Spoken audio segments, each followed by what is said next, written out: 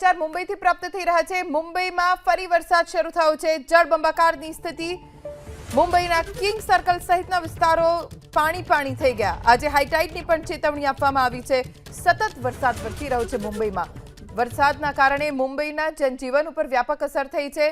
અઠવાડિયાનો પહેલો દિવસ સોમવારનો દિવસ અને સવારથી જ મુંબઈની રફતાર ઉપર બ્રેક લાગી ગઈ છે।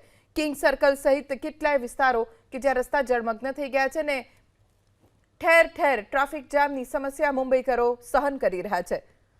મુંબઈમાં આજે હાઈટાઈડની પણ ચેતવણી આપવામાં આવી છે। દરિયા કિનારે ન જવા માટે લોકોને અપીલ કરવામાં આવી છે। મુંબઈમાં મોટા ભાગના વિસ્તારોની આ જ સ્થિતિ જોવા મળી રહી છે। ચારે તરફ પાણી જ પાણી। રસ્તા જાણે દરિયો બની ગયા હોય તેવા દ્રશ્યો જોવા મળી રહ્યા છે। તો દરિયામાં પણ ઊંચા મોજા ઉછળી રહ્યા છે। દરિયાની નજીક ન જવા માટે, બીચ ઉપર ન જવા માટે લોકોને અપીલ કરવામાં આવી છે। સાવચેતીના ભાગરૂપે ચેતવણી જાહેર કરવામાં આવી છે હાઈ ટાઈડની।